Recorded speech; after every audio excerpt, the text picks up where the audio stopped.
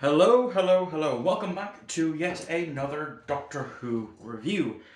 Where, yes, today is Saturday, which means Doctor Who is back, and I did post my episode 1 review early in the morning. I'm talking about at least nearly nearly 2 a.m., about half 1 in the morning. I stayed up to use a VPN to watch it.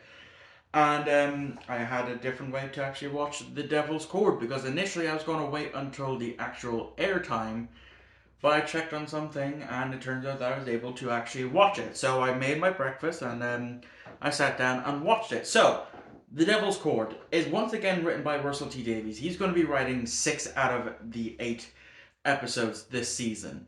So what did I think of it? As a Beatles fan, because I love the Beatles, I grew up on the Beatles. One of my favorite films of all time is Nowhere Boy, which is a Beatles biopic. Um, I actually really enjoyed it. Which again, I was kind of surprised at because this episode, as well as Space Babies, the early reviews weren't looking too favorable. But I enjoyed it.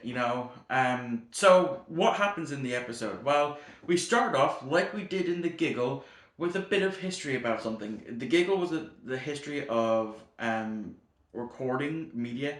This one is about music, where this composer um, discovers this hidden set of chords known as the Devil's Chord as he's teaching this young boy to play piano. So he plays it, and that spawns in the main villain and a legion of the toy maker, Maestro, played by Jinx Monsoon, a two-time winner of RuPaul's Drag Race. So yeah, they come out because that there is a scene addressing pronouns here. So whilst Jinx Monsoon does go identify as she her, uh, Maestro identifies as they them. So of course I'm gonna have to refer to them as they them. And so what they do. I might keep mixing that up. So what Maestro does is their ability, I done it again, is that they will take the music out of out from you and uses that as a food source to sustain themselves. And that's basically what ends up happening. They basically eradicate music everywhere. There's no more. There is some music because the Doctor and Millie traveled to 1963 to go visit the Abbey Road Studios at this time under EMI Studios and so they go to witness the Beatles practicing or recording for their debut album, and they start singing, and it's shit. It really is. And I'll get onto the lookalikes for the Beatles now in a second. But then they go look at for somebody else who is recording, and it's the exact same thing. So that they're the Doctor and Ruby are trying to figure out what's going wrong, and so eventually they get a piano up onto this rooftop after talking with John and Paul. Unfortunately, George and Ringo don't really talk in this. I mean, they sing, yes, but they don't really have proper speaking roles. And so, yeah, now the Beatles are basically put by the wayside until the very end of this episode.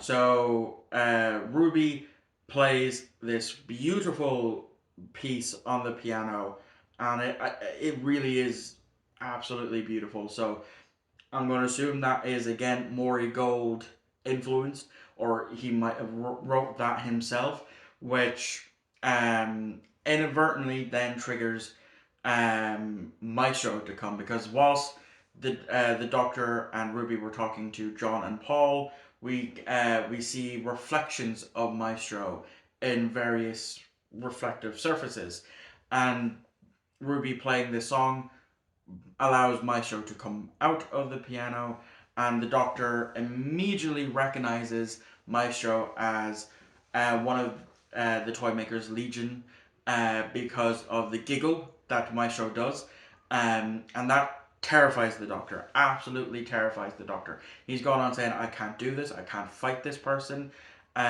because literally the last time he fought the toy maker, it literally ripped him in two, for the regeneration. So I thought that was interesting, and I love seeing that. I love seeing this side of the Doctor. I'm mainly just seeing Ncuti Gatwa portray this because that this is something that was missing for me with Jodie Whittaker's run. She was too happy, too giddity, not having that actual proper fear and dark side of the Doctor that previous incarnations have had, that make up the Doctor. So I'm very happy to see that.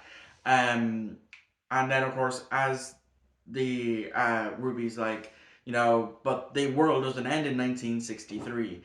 I should know because I grew up on this music, and my mother would sing Danny Boy every Christmas when she gets drunk to my nanny. And so then the Doctor brings her to the future, June 2024, and the entire world is decimated.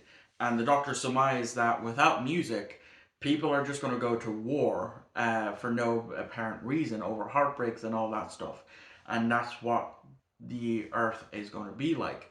And just before they can leave, Maestro shows back up, and we have another scene similar to again in the giggle with where the Doctor and Donna were like talking with the toy maker. Now this version with Maestro, and the Maestro tries to pull a little sneaky stuff. Like the Doctor asks how they came about, and he invokes, as we learn, the toy maker, who is Maestro's father, which kind of got spoiled on me before I watched this episode, but it wasn't like, it's not something that bothered me, the fact that it got spoiled on me.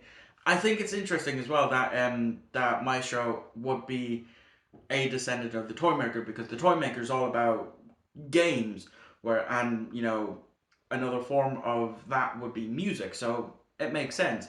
And so eventually they go back to 1963.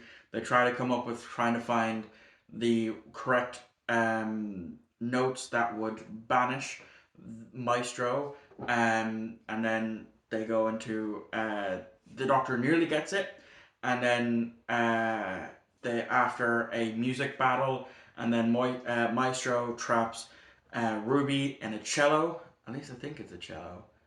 Um, and the Doctor in a big drum thing, which I remember speculating, seeing speculation from trailers of when we see the Doctor, try to reach out, that was actually going to be the Beatles, or at least one of the member of the Beatles, but no. And then as all this is happening, Maestro thinks they have won. Ruby is talking about how she can't breathe. That's when John walks over to the piano and sees the notes visible, and then he's trying to figure it out. And then in comes Paul, and they play the right note, and that banishes Maestro. But before that happens, Maestro was going to have you eat the music that was in Ruby's heart and soul, but it turns out there's something not right there. There eventually deep down they've discovered this song, this Christmas song that was playing the day Ruby was born, and Maestro mentions an old timer or old man, another legion of the toy maker, essentially, that's even more powerful, probably more powerful than the toy maker. um and so that terrifies Maestro. And then of course snow starts falling again. So like I said in my Space Babies review, snow is going to be a recurring theme as things go on. And then they have a big song and dance number, and the episode ends. So yeah, like I said, I really enjoyed it. Would I have liked to see more of the Beatles? Yes. Would I've liked to hear one of their the actual Beatles songs? Yes. But getting the licensing for a Beatles song must be really expensive to do. Um, which I can understand why they didn't license one of their songs, because even if they did, that probably blows a budget on at least an episode or two. So that necessarily didn't bother me. I liked this episode. I liked Shujikawa in this episode. I think he was fantastic, showing the fear that he has when he realizes this is one of the Toymakers Legion, and then just then to overcome that fear to take on Maestro. And I liked Jinx Monsoon as Maestro. I initially thought it was they were going to be the Master, but I was wrong. Because Maestro, Master, same thing really. So, uh, but yeah, I really liked it. And then of course next week's episode is written by Stephen Moffat, and it looks interesting. I want to say, but we'll see. We'll see how things go next Saturday. But that is going to wrap this review up. Let me know what you thought of The Devil's Chord in the comments down below. And if you are a Doctor Who fan, make sure to subscribe if you're not already, because I will, of course, be reviewing this new season every Saturday. And then starting back in June, I will be every second Friday. I'll be reviewing an episode of Classic Doctor Who voted for by you. The poll for the next one goes out on Monday, so make sure you check that out. I also have a massive playlist full of every Doctor Who bit that I've done, be it reviews or showing off my collection. It's all under Doctor Who reviews and more, as well as I do have a other dedicated playlist to classic Doctor Who, if that's more your cup of tea. But anyway, thank you all for watching. Once again, let me know what you thought of The Devil's Chord in the comments down below. And again, subscribe if you want to see more Doctor Who reviews. And I shall see you all tomorrow for my pickups video, since that's now being moved to Sundays whilst Doctor Who is on. I'll see you all next time.